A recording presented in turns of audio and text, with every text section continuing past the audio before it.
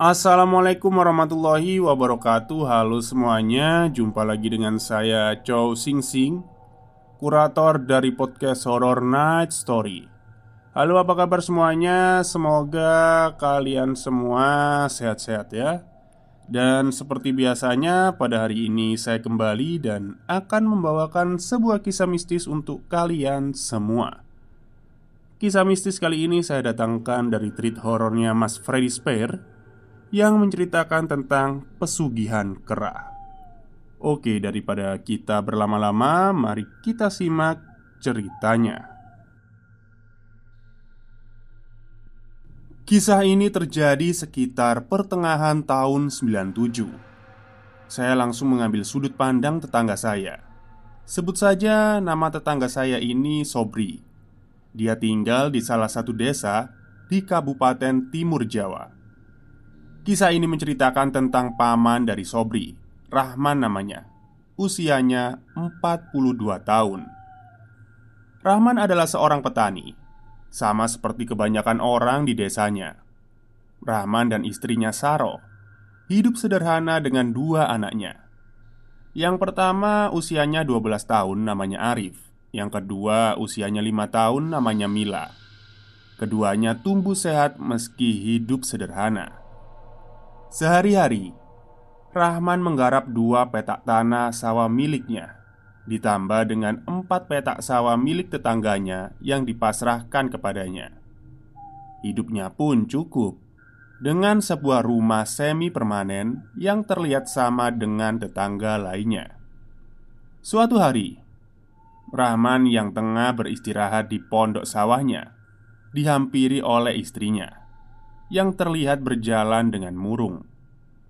Karena heran dengan perubahan muka istrinya, Rahman pun menanyakan apa yang terjadi dengan istrinya. Saroh pun menceritakan jika baru saja ada saudaranya yang datang ke rumah. Saudaranya itu menagih sejumlah uang yang pernah dipinjam oleh Saroh. Rahman pun terkejut. Selama ini istrinya tak pernah menceritakan kepadanya jika dirinya memiliki hutang kepada saudaranya itu. Apalagi selama ini saudaranya itu selalu meminta bunga dari pinjaman yang diberikannya. Saro pun menangis dan terpaksa jujur. Dia mengaku meminjam uang untuk membeli emas agar terlihat sama dengan beberapa tetangga. Karena musim panen padi sebelumnya, sawah milik Rahman mengalami puso. Saroh pun tidak bisa ikut membeli emas. Jadilah ia nekat meminjam uang kepada saudaranya yang terkenal rentenir itu. Siang itu, saudara Saroh datang menagih hutang. Saroh pun mengaku belum bisa melunasi hutangnya, apalagi memang belum ada pemasukan dari hasil sawah lainnya. Saro meminta keringanan waktu dan berjanji akan membayar 2 hari kemudian. Rahman pun sempat marah mendengar cerita dari istrinya itu. Dia yang selama ini bekerja keras berupaya agar tidak sampai memiliki hutang kepada siapapun. Tapi kali ini istrinya justru memiliki hutang pada rentenir. Tapi karena sayangnya kepada istri, Rahman pun berjanji akan mencari cara untuk melunasi hutangnya itu. Selama 2 hari, Rahman mencari pinjaman ke sana kemari, termasuk kepada pemilik sawah yang digarapnya. Rahman bahkan menggadaikan sawahnya agar bisa mendapat uang untuk membayar lunas utang istrinya itu. Bukannya tak mau meminjami. Kamu tahu hasil panen kemarin jelek. Sawahmu juga sedang tidak bagus. Bagaimana aku bisa yakin hasilnya bagus? Kata pria pemilik lahan yang digarap Rahman. Mendengar jawaban itu, Rahman bingung. Dia tak tahu. Mungkin meminjam uang ke tetangga lainnya bisa, karena ekonomi mereka sebenarnya sama saja. Begitu juga keluarganya.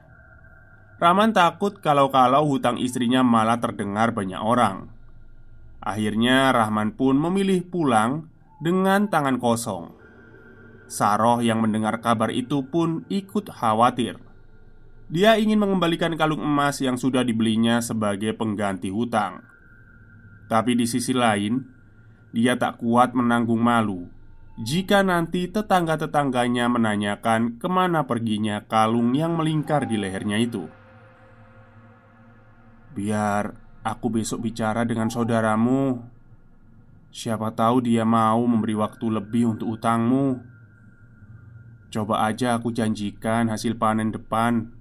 Semoga aja kita panen banyak," kata Rohman menghibur istrinya. Sampai kemudian besok harinya saudara Saro datang. Dia langsung menagih hutang dari Saro. Rahman yang sengaja tak pergi ke sawah hari itu mencoba untuk bernegosiasi.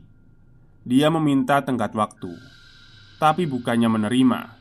Saudara Saro justru marah-marah. Dia terus menagih dan meminta pembayaran dalam bentuk apa saja.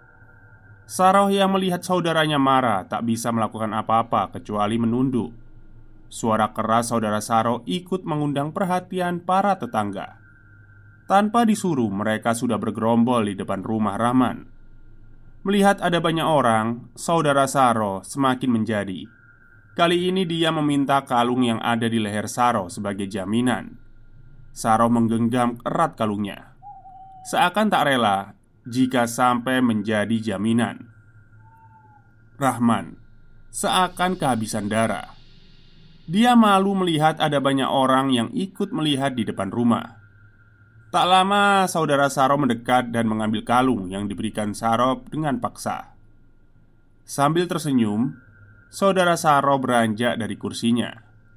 Di hadapan tetangga yang masih penasaran dengan apa yang terjadi, saudara Saroh mengatakan jika kalung emas itu belum cukup untuk menutup hutang Saroh.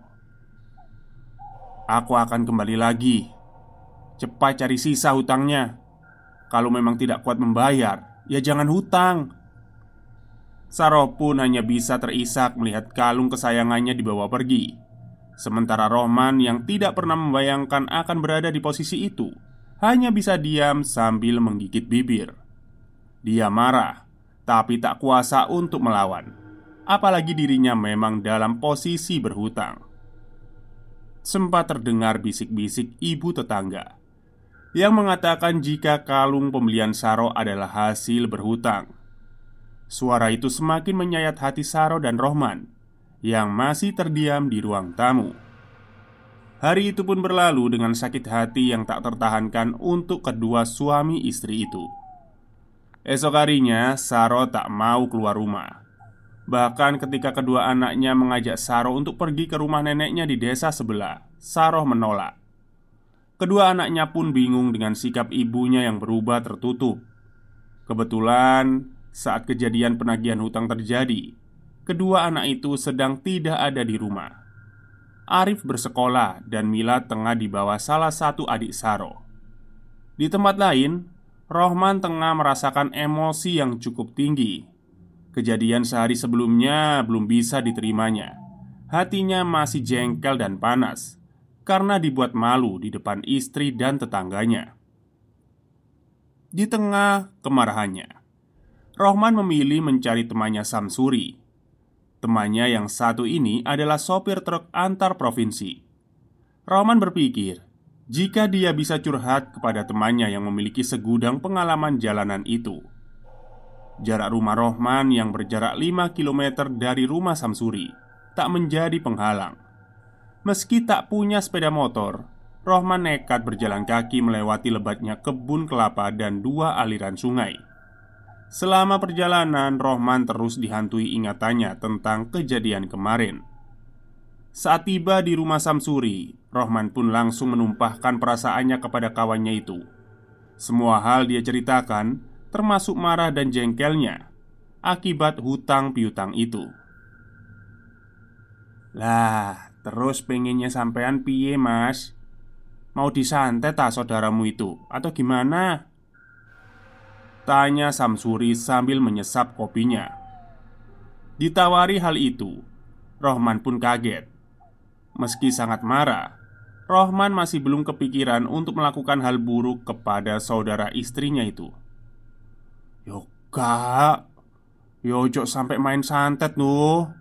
Malah dowo urusane." Aku yo cuma pengen gak diremehkan. Aku juga pengen istriku seneng. Jawaban Rohman itu membuat kening Samsuri berkerut. Dia paham, sejak bujangan Rohman tak mau membuat orang lain rugi. Apapun masalahnya, Rohman memilih dirinya yang rugi asalkan masalah bisa selesai. Setelah berembuk lama, Samsuri pun akhirnya memberikan sebuah solusi. Dia berencana membawa Rohman ke salah satu orang pintar yang tinggal di salah satu desa yang berseberangan dengan hutan di Jawa Timur.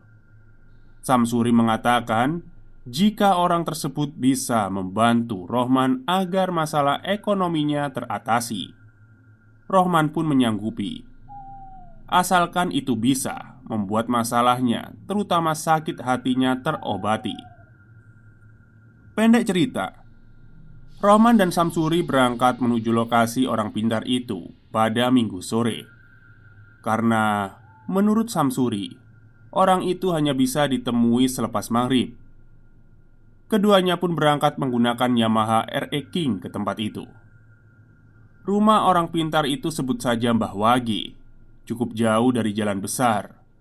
Rohman dan Samsuri harus melewati jalanan makadam sejauh 4 km. Dengan penerangan yang tidak maksimal, keduanya pun tidak bisa cepat-cepat karena khawatir dengan jalan yang dilaluinya. Setelah 1 jam melewati jalanan buruk, mereka sampai di sebuah perkampungan kecil. Ada 4 rumah yang nampak dari jarak pandang mata. Itu pun jaraknya cukup jauh, sekitar 50 meter untuk setiap rumahnya. Rumah yang dimaksud adalah bagian tengah atau rumah ketiga dari jajaran rumah berdinding kayu yang ada di wilayah itu. Rumah-rumah dikelilingi pepohonan jati tua seukuran pelukan orang dewasa. Samsuri yang sudah hafal dengan rumah Mbah Wage langsung mengetuk pintu rumah di dalam. Tampak seorang pria tua keluar, seperti sudah menunggu kedatangan mereka berdua. Samsuri dan Rohman dipersilakan untuk duduk. Tak lama kemudian seorang wanita tua datang menyuguhi 1 gelas teh dan 1 gelas kopi kepada keduanya. Setelah sedikit berbasa-basi, Samsuri langsung mengawali niat kedatangan mereka. Mbah Wage yang sebenarnya sudah paham langsung mengangguk. Dia kemudian melempar pertanyaan kepada Rohman tentang keseriusannya mendapatkan rezeki gaib untuk meningkatkan kekayaannya. "Nggih, kula serius, Mbah. Yang penting orang-orang itu tidak meremehkan saya," jawab Rohman sambil duduk membungkuk. Mbah Wage lalu mengajak Rohman masuk ke dalam kamar rumahnya. Rohman mencium ada bau-bau aneh dari kamarnya itu, seperti bau kulit kayu basah bercampur dengan dupa dan bau anyir darah. Tapi Rohman tak berani bertanya. Dia hanya menurut saja ketika diminta duduk bersila. Di dalam ruangan dengan penerangan 1 damar kambang atau sejenis lilin yang dibakar di atas minyak tanah, Rohman mengerjapkan matanya. Mbah Wage nampak duduk bersila di sampingnya dengan mata tertutup. Tak berselang lama, kain geber berwarna hitam yang menutupi salah satu bagian kamar itu bergerak-gerak. Rohman mulai sedikit takut. Meski sering menjaga sawah sampai malam hari, Rohman belum pernah bertemu dengan hal-hal gaib. Tiba-tiba Rohman mendengar ada suara kera yang mengelilingi kamar itu. Di saat yang bersamaan muncul 2 buah titik merah menyala di balik kain hitam. Rohman sudah nyaris mundur jika Mbah Wage tidak memegang pundaknya dan menahannya. Mbah Wage nampak berdiskusi dengan sosok yang ada di balik kain hitam itu. Udara di dalam kamar terasa makin panas. Rohman bergetar, tapi tidak bisa melakukan apa-apa. Momen menegangkan itu berlangsung sekitar 10 menit. Sosok itu lalu perlahan menghilang. Mbah Wage kemudian menyodorkan 3 sisir pisang kepada Rohman. "Ini, kamu makan 1 sebagai tanda kamu serius ikut perjanjian ini, Le," ujar Mbah Wage. Rohman ragu. Dia menimbang apakah akan mengikuti perjanjian ini atau tidak. Di depannya ada 3 sisir pisang dengan ukuran yang berbeda.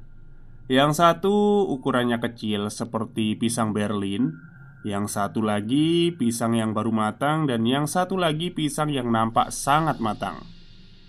Di tengah kebingungannya, Rohman kembali teringat kejadian yang menimpanya beberapa hari yang lalu. Bagaimana tatapan mata tetangganya yang seolah memandang remeh istrinya. Tangis istrinya yang hanya bisa menunduk menahan malu. Semuanya berkumpul menjadi satu. Tanpa berpikir panjang, Rohman kemudian memakan pisang yang berukuran sedang dan nampak baru matang itu. Dimakannya dengan lahap pisang di depannya. Bahwage nampak tersenyum melihat apa yang dilakukan oleh Rohman. Di tengah kunyahannya, tiba-tiba Rohman mendengar suara jeritan putranya, Arif. Rohman sempat berhenti mengunyah, tapi Mbah Wage kemudian menyodorkan sebuah kendi untuk diminumnya. Dan akhirnya tuntas sudah perjanjian Rohman hari itu. Hari sudah menunjukkan pukul 1 malam. Rohman dan Samsuri pamitan setelah memberikan sebuah amplop kepada Mbah Wage. "Kamu kasih berapa, Sam?" tanya Rohman. "Udah, nggak usah dipikir. Yang penting masalahmu bisa teratasi. Tunggu aja," jawab Samsuri. Rahman pun merasa tak enak karena sejak awal semuanya dibiayai oleh Samsuri. Dia pun berjanji akan membayar semua biaya yang dikeluarkan Samsuri untuk membantunya. Setelah peristiwa itu, hari-hari berlangsung seperti biasanya. Rohman masih tetap menggarap 2 petak sawah miliknya dan 4 petak sawah milik orang yang dipercayakan kepadanya. Istrinya Saro masih memilih-milih waktu untuk keluar dari rumah. Saudaranya mengabari jika akan kembali menagih sisa hutang yang menurutnya masih ada. Saro hanya bisa mengeluh kepada suaminya dan berharap segera ada solusi. Sampai kemudian, suatu sore Saroh nampak kebingungan mencari putranya Arif. Dia berusaha mencari ke sekolah dan langgar tempat anaknya biasa mengaji. Tapi tidak ada orang yang tahu kemana perginya Arif. Saroh hanya ingat jika anaknya sempat berpamitan setelah duhur untuk bermain ke lapangan. Teman-teman yang biasa bermain dengan Arif pun tak tahu kemana perginya. Sampai malam hari Arif tak kunjung pulang. Rohman sempat mengajak beberapa orang tetangganya untuk ikut mencari Arif. Mereka menyusuri tiap jengkal ladang yang ada di dekat lapangan bola.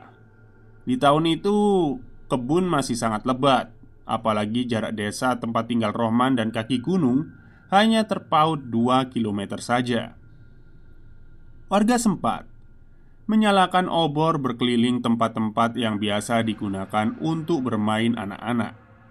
Sampai di tepi jurang yang memang sering didatangi karena banyak ditumbuhi pohon-pohon buah-buahan, tapi hasilnya nihil. Warga tak menemukan sama sekali jejak keberadaan Arif. Esok harinya Rohman sengaja tidak berangkat ke sawah. Dia mengajak 2 orang saudaranya untuk ikut mencari. Sampai akhirnya Rohman dikabari salah seorang remaja yang kerap bermain dengan Arif. Anak bernama Zainal itu mengatakan jika dirinya menemukan salah satu sandal Arif. Zainal pun kemudian menuntun Rohman ke tempat dirinya menemukan sandal Arif. Lokasinya berada tak jauh dari pohon mangga yang tumbuh di tengah perbukitan dan ladang singkong. Rohman ingat jika dirinya pernah mengajak Arif ke sana, tapi itu sudah lama sekali. Akhirnya pencarian terus dilanjutkan. Kali ini Rohman dan saudaranya menyusuri sekitar kebun singkong. Warga dan ketua RT juga ikut membantu. Di tengah pencarian, Wak Salim, salah satu seorang ketua desa, tiba-tiba bergumam, "Gak usah dicari, belum waktunya ketemu," kata Wak Salim sambil terus berjalan. Ucapan itu pun membuat orang-orang yang tengah berjalan sedikit heran. Mereka menoleh kepada pria parubaya itu sambil memastikan apa yang sudah diucapkan pria itu benar atau tidak. Wak Salim pun seolah tak peduli. Dia tetap berjalan bersama rombongan warga usai mengucapkan kata-kata itu. Hingga sore hari, Arif masih belum diketemukan. Rohman pun kembali pulang bersama warga dan berencana kembali mencari esok harinya. Malam harinya, Rohman bermimpi. Dia melihat anaknya Arif tengah diseret oleh sesosok makhluk besar. Arif nampak meronta-ronta saat akan dibawa makhluk itu. Rohman ingin membantu anaknya, tapi dia seperti mematung tak bisa bergerak. Arif akhirnya seperti dibawa menaiki sebuah gerobak kuda. Saat dinaikkan, satu sandal Arif lepas. Rohman berusaha menjerit dan mengejar anaknya dalam mimpi, tapi dia tidak berhasil. Rohman pun terbangun dengan nafas yang tersengal-sengal. Pikirannya tak tenang. Dia terus memikirkan kemana perginya anak pertamanya itu. Esok harinya, Rohman berencana untuk mencari kembali keberadaan anaknya. Beberapa pemuda mengaku siap membantu Rohman pagi itu. Sedangkan beberapa pria dewasa akan menyusul setelah selesai menggarap. Ketika hendak keluar rumah, Rohman tiba-tiba kedatangan seorang tamu. Tamu itu mengatakan jika dirinya ingin menyewa sawah milik Rohman. Tak tanggung-tanggung, pria yang mengaku berasal dari kota itu ingin menyewa selama 10 tahun. Di tengah kebingungannya memikirkan nasib anak, Rohman seolah mendapatkan kabar gembira. Dipanggilnya istrinya untuk mendengarkan penawaran dari pria kota itu. Saat itu juga perjanjian antara Rohman dan penyewa terjadi. Pembayaran dilakukan di depan. Rohman pun mendadak punya uang banyak. Si penyewa juga memasrahkan perawatan sawah itu kepada Rohman.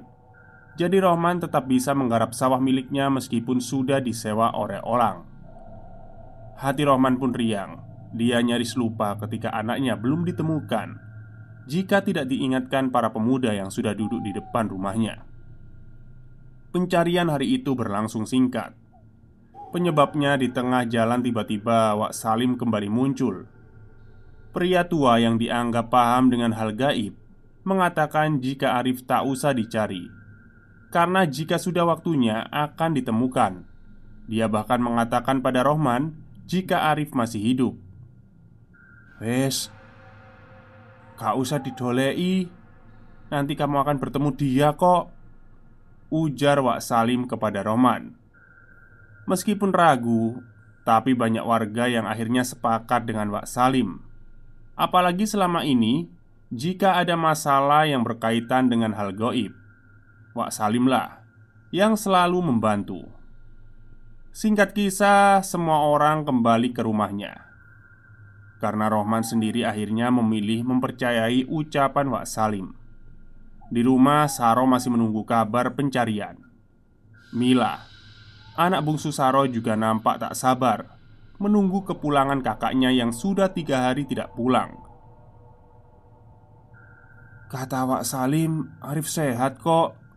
Nanti jika waktunya kita akan ketemu. Sementara kita tunggu aja dulu," ujar Rohman kepada istrinya. Keesokan harinya, mulailah kondisi ekonomi keluarga Rohman berubah. Uang dari penyewa sawah dibuat modal untuk membuka warung kecil. Dalam waktu sekejap, warung itu menjadi ramai. Kali ini, saya akan berpindah menggunakan sudut pandang Sobri, orang yang menceritakan kisah ini. Kehidupan Rohman mendadak berubah. Pria yang sebelumnya hanya petani sederhana menjadi seorang juragan. Meski tak nampak mentereng, Rohman jadi orang pertama yang bisa membeli sepeda motor dengan cara cash di dusun tempatnya tinggal. Beberapa tetangga kagum dengan perubahan itu, tapi ada pula yang heran. Pasalnya, keluarga Rohman seolah tidak pernah lagi mempermasalahkan kehilangan putra sulung mereka. Keluarga Rohman nampak biasa saja. Pernah aku bertanya kepada Saro. Kebetulan Saro ini masih bibiku. Sejak kecil aku dekat dengan dia. "Arif sekarang mondok. Ternyata waktu dia hilang, dia pergi ke rumah saudaranya. Katanya dia nggak mau pulang, mau minta mondok. Ujar Saro menjawab pertanyaanku. Aku pun mengangguk meskipun sebenarnya masih ragu dengan jawaban Saro. Tapi aku tak ambil pusing.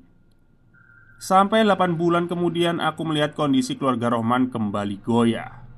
Beberapa kali tetangga mendengar suami istri itu bertengkar. Walaupun rumah Rohman sekarang sudah lebih besar dan dikelilingi pagar, tapi suaranya tetap terdengar. Beberapa hari kemudian warga sempat mendengar jeritan suara Saro. Yang mengherankan, tetangganya juga mendengar ada suara kera dari dalam rumah Rohman dan Saro. Padahal jelas keduanya tak memelihara monyet.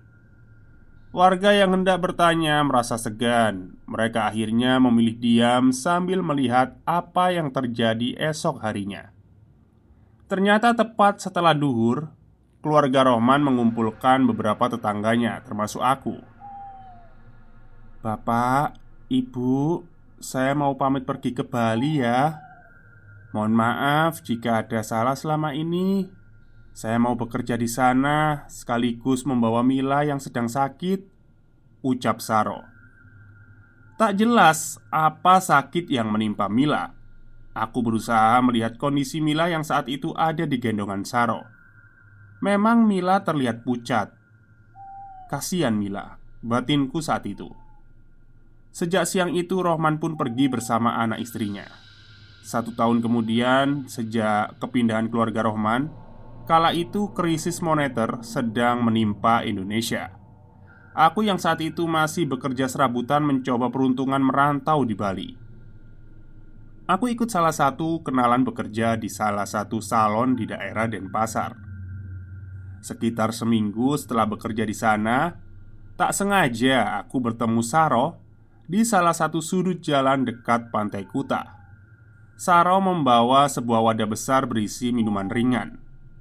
Aku pun berlari menghampiri saudaraku itu. Saro sendiri nampak terkejut, seakan mau menghindar. Tapi Saro sepertinya memilih untuk menemuiku. Kita berdua akhirnya duduk di salah satu sudut jalan yang agak sepi. Saro menawariku minum sambil mengajak bicara. Banyak hal yang diceritakan Saro waktu itu. Mulai bagaimana Mila yang saat ini sudah mulai masuk TK, kemudian Rohman yang diterima menjadi security hotel, sehingga bisa tinggal di dalam mes bersamanya. Tapi ada satu kisah yang membuatku cukup terkejut dari perjalanan hidup Saro. Dia sempat mewanti-wanti agar aku tidak menceritakan kepada siapapun. Saroh pun mengajakku bergeser di sebuah warung kecil yang nampak tutup. Saroh mengajakku ke sana dan menceritakan rahasia yang selama ini terjadi. Kisah Saroh kembali di saat dirinya mendadak menjadi kaya. Di saat yang sama Arif anak laki-lakinya tak pernah ditemukan. Saroh berulang kali bertanya kepada suaminya, kemana keberadaan Arif? Ternyata jawaban Rohman kala itu sama dengan apa yang pernah diucapkan Saroh kepadaku. Arif tengah mondok di salah satu pesantren di kabupaten sebelah. Meski awalnya percaya, tapi naluri Saroh muncul. Dia merasa anaknya sedang tidak baik-baik saja. Memang 2 atau 3 minggu sekali suaminya pergi dengan alasan menjenguk Arif ke pondok. Rohman membawa satu rantang penuh berisi makanan kesukaan Arif, daging rempah dan plecing ayam. Karena tak betah, Saro pun mendesak suaminya untuk ikut menjenguk Arif. Rohman sempat mencegah, tapi Saro bersikeras. Bahkan dia mengancam akan minta antar orang tuanya jika tak diajak menemui Arif. Akhirnya Rohman pun luluh dan dia bersedia mengajak Saro ke tempat Arif berada, dengan syarat Saro bisa menerima apapun yang akan terjadi nanti. Saro sendiri heran dengan ucapan suaminya itu. Tapi dia tak mau berdebat. Yang penting baginya bisa menemui putranya saja. Esok harinya berangkatlah Saro dan Rahman menggunakan Honda Win yang baru dibeli 2 bulan yang lalu. Si kecil Mila dititipkan ke neneknya. Mereka melaju perlahan melalui wilayah utara kabupaten. Tepat sebelum perbatasan kabupaten, ada sebuah hutan yang terbentang cukup panjang. Motor dikendarai Arif tiba-tiba, maksudnya motor yang dikendarai Rohman ya, tiba-tiba berbelok keluar dari jalan besar dan masuk ke jalan setapak, justru mengarah ke dalam hutan. Pohon-pohon jati yang ada di pinggir hutan seakan memberi jalan kepada Rohman dan Saro. Semakin masuk ke dalam, jenis pohon semakin rimbun dan dipenuhi tumbuhan jalar. Sampai akhirnya mereka berdua tiba di sebuah tempat terbuka di antara lebatnya pepohonan. Rupanya di sana tak hanya ada Saro dan suaminya, ada beberapa orang yang nampak duduk menunggu sesuatu. Tak ada yang bertegur sapa. Semuanya memandang kosong ke arah jalan kecil yang ada di sisi barat tempat lapang itu. "Ngapain pak kesini?" "Katanya ke pesantren," tanya Saro heran. "Tunggu, nanti Arif datang ke sini kok," kata Rohman sambil mengisyaratkan tangan menutup bibir. Sekitar 20 menit berlalu. Tiba-tiba ada segerombolan suara kera terdengar keras. Tak sampai 2 menit, sudah ada puluhan kera yang muncul memenuhi tempat itu. Mereka terlihat bingung mengamati orang-orang yang ada di sana. Kemudian satu persatu dari kera itu menghampiri orang yang menunggu. Ada yang sekedar mengelus-ngelus, ada juga yang memberikan makan kepada kera di depannya. Anehnya, kera-kera itu sudah sangat jinak dan seperti mengenali orang-orang yang ada. Di antara kera-kera itu, ada seekor yang mendekati Saro dan Rohman. Karena kaget, Saro nyaris memukulnya. Dia sudah mengangkat sandal sebagai tanda mengusir. Tapi kera berwarna abu-abu itu justru malah mendekat. Kera itu nampak seperti menangis di depan Saro. Karena masih bingung, Saro meminta penjelasan kepada suaminya. Akhirnya di sana Rohman pun berterus terang. Dia menceritakan jika kera itu adalah anaknya, Arif. Anak sulungnya menjadi tumbal pertama perjanjian Rohman dengan siluman kera untuk mendapatkan kekayaan. Saro yang mendengar itu mendadak lemas.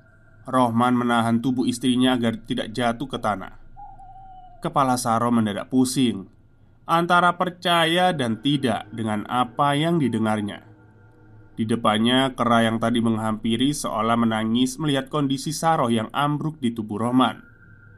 Setelah bisa menguasai diri, Saro kemudian menghampiri kera yang ada di depannya. Dia mengelus kepala kera itu seperti mengelus kepala Arif, seolah mengerti dengan apa yang dirasakan ibunya. Kera perwujudan Arif diam membiarkan ibunya membelai-belai kepalanya. Rohman kemudian membuka rantang yang dibawanya dari rumah, mengeluarkan beberapa makanan kesukaan Arif dan menggelarnya di atas daun pisang. Kera itu kemudian mendekati makanan itu dan mulai melahapnya satu persatu. Hati Saro teriris melihat pemandangan yang tak pernah dibayangkan itu. Proses mengunjungi Arif ternyata tidak berlangsung lama. Tiba-tiba ada angin kencang yang berhembus entah dari mana asalnya. Seketika kera-kera yang tadi berkerumun langsung semburat kembali ke jalan setapak tempat awal mereka muncul. Saro sempat berteriak memanggil anaknya, tapi tubuhnya ditahan oleh Rohman dan ternyata tak hanya Saro. Ada juga beberapa orang yang terlihat histeris melihat kepergian kera-kera itu. Sudah, ayo kita pulang. Nanti 2 minggu lagi kita kesini," kata Rohman menenangkan istrinya. Sejak kejadian itu, Saro seperti orang yang bingung. Memang kondisi keuangan keluarganya membaik, bahkan bisa dibilang sangat baik. Saudara yang dulu menghutanginya malah berbalik banyak berhutang kepadanya. Saro tak hanya menggunakan 1 kalung emas saja, tapi hampir semua jemarinya berbalut cincin emas. Tapi seolah semuanya itu hampa. Saro sering teringat Arif saat tengah merenung. Suatu malam, Saro pernah bermimpi melihat anaknya berada di sebuah perkampungan. Tak hanya sendiri, Arif bersama puluhan anak-anak seusianya sedang menarik sebuah gerobak layaknya kuda. Di belakangnya ada makhluk berwujud kera raksasa yang tak segan mencabuk Arif jika dia berjalan lambat. Saro berusaha berteriak memanggil anaknya. Arif hanya menoleh sebentar lalu kembali menyeret gerobak bersama anak-anak seumurannya. Sarah pun berusaha berlari mengejar anaknya. Tapi tiba-tiba ada dua tangan besar yang mencegahnya. "Kembali, tempatmu bukan di sini," kata pemilik tangan itu. Saro pun hanya bisa menangis. Tangis yang dibawanya sampai ia sadar jika dia baru saja bermimpi. Setelah bangun dari mimpinya, perasaan Saro kembali bimbang. Dia bahkan merasa tak bisa menikmati uang-uang yang terus mengalir setiap harinya. Saro juga menjadi sering bertengkar dengan suaminya, apalagi ketika ingat jika keputusan menggunakan pesugihan ini tak pernah direstuinya. "Tapi kamu sendiri kan yang ingin punya uang, yang ingin katanya supaya punya emas, bisa kaya. Sudahlah, nikmati saja ini, sudah terlanjur," kata Rohman suatu malam. Jika sudah seperti itu, Saro hanya bisa menangis. Dia meratapi nasib yang tak bisa diperbaikinya. Setiap 2 minggu sekali, Saro dan Rohman rutin mendatangi hutan itu, tempat kerajelmaan Arif. Saro yang awalnya merasa berat akhirnya sudah mulai terbiasa. Dia pun membawakan makanan kesukaan Arif setiap kali datang. Pernah sekali Saro membawa Mila menemui Arif. Tapi anehnya Arif seperti tak mau mendekat. Kera jelmaan Arif hanya memandangi Mila saja, tak mau mendekat seolah mengkhawatirkan sesuatu. Waktu pun berputar, sampai akhirnya suatu malam Mila yang tengah tertidur mendadak menjerit. Saro yang kaget langsung memeluk tubuh Mila. Jari Mila menunjuk-nunjuk ke sudut kamar sembari menangis dan menggigil. Saro yang bingung kemudian membangunkan suaminya. Rohman pun menyalakan lampu tapi tak ditemukan apa-apa. Kejadian itu berlangsung hampir setiap hari selama 1 minggu. Rohman yang khawatir kemudian meminta bantuan kepada salah satu orang pintar di kampung itu untuk melihat apa yang ada di rumahnya. Siluman kera datang ke rumahmu. Dia minta tambahan pelayan," kata orang pintar itu kepada Rohman. "Pelayan? Pelayan gimana, Mbah? Apa ini nggak bisa ditangkal?" jawab Rohman. Orang pintar itu menggeleng. Dia mengatakan perjanjian siluman kera dengan Rohman sudah menjadi darah dan akan terus berjalan. "Kalau kamu nggak mau, ya nyawamu taruhannya." Rohman mendadak membisu. Tapi anak saya tinggal satu, Mbah. Kalau diambil lagi gimana?" Orang pintar itu tak memberi pilihan. Tapi dia sempat membisiki Rohman jika ada orang yang bisa membantunya memutus perjanjian goib antara Rohman dan siluman kera. Dengan syarat saat menemui orang itu Rohman harus pergi meninggalkan semua harta yang didapatinya dari siluman kera. Jawaban itu membuat Rohman bingung. Rohman pun pulang menemui istrinya di rumah. Ternyata di dalam rumah Rohman mendapati istrinya tengah meringkuk ketakutan. Di pelukannya terlihat Mila, wajahnya pucat dengan tangan menggenggam kaku. Loh, ini kenapa, Bu, Mila?" Saro nyaris tak dapat berbicara sampai Rohman menciprati wajahnya dengan air. Saro langsung sadar dan menangis. "Pak, tadi ada yang mau ngambil Mila, Pak. Badannya besar." Ketika Rohman pergi ke rumah orang pintar, Saro mengatakan jika ada orang yang terdengar mengetuk pintu. Tapi saat pintu terbuka, Saro tak melihat apapun. Dia kembali menutup pintu yang baru dibukanya. Tak lama kemudian Mila menjerit sangat keras. Saro kemudian berlari ke kamar anaknya. Suara jeritan Mila terdengar semakin keras, tapi pintu kamar tak bisa dibuka. Saro pun panik sambil terus memanggil nama Mila. Setelah dicoba berulang kali, akhirnya pintu terbuka. Saro melihat ada sosok hitam besar mendekap anaknya. Saat itu kondisi Mila sudah terdiam dengan mata tertutup rapat dan tangan menggenggam erat. Dengan keberanian terakhir, Saro lalu menjerit dan mendekap anaknya tanpa memedulikan sosok hitam besar yang ada di depannya. Setelah itu Saro tak ingat apa-apa lagi sampai suaminya datang. Rohman lalu mengambil Mila dari pelukan Saro. Dilihatnya putrinya dengan seksama. Rohman pun kembali teringat dengan kondisi Arif. Ya, Arif. Rohman teringat tepat seminggu setelah hilangnya Arif, Samsuri tiba-tiba menemuinya di sawah. "Ada yang salah dari Mbah Wage.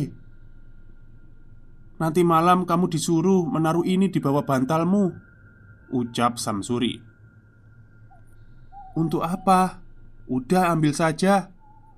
Katanya kamu kepingin ketemu anakmu," jawab Samsuri sambil menyerahkan sebuah bungkusan koran. Malam harinya Rohman membuka bungkusan itu. Isinya sebuah kulit pisang kering. Benda itu pun langsung diselipkan di bawah karung bantal. Rohman pun langsung tertidur. Dalam mimpinya Rohman merasa area kebun yang ada di bukit kampungnya. Lalu tampak Arif tengah digandeng oleh seorang pria. Wajahnya tak terlalu jelas karena membelakangi pandangan Rohman. Dia terus mengikuti kemana pria itu membawa Arif. Sampai di dekat pepohonan durian, pria itu menyeret Arif dengan cepat. Arif nampak tersuruk-suruk mengikuti langkah pria itu. Salah satu sandalnya ikut terlepas karena sulit mengikuti langkah pria yang menyeretnya. Di dekat deretan batu besar yang ada di belakang area pohon durian, tiba-tiba muncul sebuah terowongan. Pria itu membawa Arif masuk. Terdengar suara Arif meronta-ronta. Rohman yang sedari tadi hanya menonton seolah ikut terseret dalam terowongan. Setelah beberapa menit dalam kegelapan, tiba-tiba dia sampai di perkampungan. Rumah-rumah terjejer rapi dengan halaman yang lebar. Dinding rumah nampak dibuat dari kapur putih dengan atap dari dedaunan yang sangat lebar. Semua hampir normal kecuali penghuninya. Penghuninya adalah kera, semuanya kera, dengan ukuran tubuh sebesar manusia. Tapi semuanya kera. Seolah diseret magnet, Rohman seperti dibawa menuju salah satu rumah besar yang ada di sana. Rumah itu memiliki gudang-gudang yang berjejer di halamannya. Masing-masing gudang diisi dari gerobak yang ditarik oleh manusia. Di antara orang yang menarik gerobak itu terlihat Arif. Wajahnya terlihat ketakutan. Rohman hendak mendekat menolong, tapi tiba-tiba muncul sebuah suara besar yang mencegahnya. "Anakmu akan bekerja di sini sebagai bayaran dari harta yang kamu dapat." Rohman langsung terbangun selepas mendengar suara itu. Pagi-pagi buta dia langsung berlari ke tempat bebatuan seperti yang ada dalam mimpinya. Di sela bebatuan samar-samar Rohman melihat sebuah sosok. Ternyata itu adalah tubuh anaknya. Arif matanya memejam dengan tangan menggenggam erat. Rohman menemukan tubuh Arif yang sudah kondisi tak bernyawa. Rohman menangisi anaknya. Dipeluknya tubuh dingin anaknya itu. Setelah puas melampiaskan kesedihannya, Rohman kemudian menguburkan tubuh Arif tak jauh dari bebatuan itu. Kebetulan lokasi itu jarang dilewati orang. Tak lama, ladang daerah itu dibeli Rohman. Kembali ke cerita. Melihat kondisi Mila di pelukannya, Rohman seakan sadar dengan situasinya. Dia pun harus memilih mengakhiri sebelum semuanya terlambat. Detak jantung Mila masih bisa dirasakan oleh tangan Rohman. Artinya masih ada kesempatan untuk lari. Singkat kisah, akhirnya Rohman sekeluarga benar-benar pergi dari kampung. Mereka tak membawa harta dari hasil pesugihan yang mereka jalani. Saro sendiri menjual semua cincin emasnya dan kalung emasnya dan pindah ke Bali. Di sana Mila berhasil diobati sampai sembuh. Rohman dan Saro kemudian mengawali hidupnya menjadi pekerja dari bawah di Bali seperti para perantau lainnya. Sobri yang mendengar cerita Saro pun akhirnya mengerti jalan cerita hidup saudaranya itu. Setelah pertemuan itu, Sobri kemudian kembali ke aktivitasnya bekerja di salah satu salon di Denpasar. Sobri tak tahu bagaimana nasib Arif. Terakhir sebelum kembali ke Jawa, Sobri sempat bertemu Saroh, lalu keluarganya itu tak pernah kembali bertemu di kampungnya. Selesai. Baik, itulah cerita panjang dari Mas Freddy Spear tentang pesugihan kera. Ini pesugihan yang sering kita dengar ya sebenarnya ya.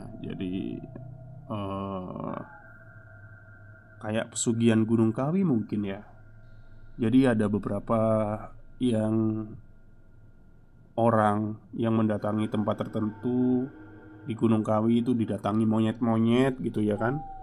Terus nanti dikasih pisang atau apa. Pokoknya kalau ada monyet yang mendekati dia tanpa ragu, itu berarti kan salah satu anggota keluarganya. Tapi saya pernah melihat, ya ini melihat langsung dan ada cerita di daerah Mojokerto, tepatnya daerah ya Pacet ya, Tretes Pacet lah ya. Itu ada yang seperti itu.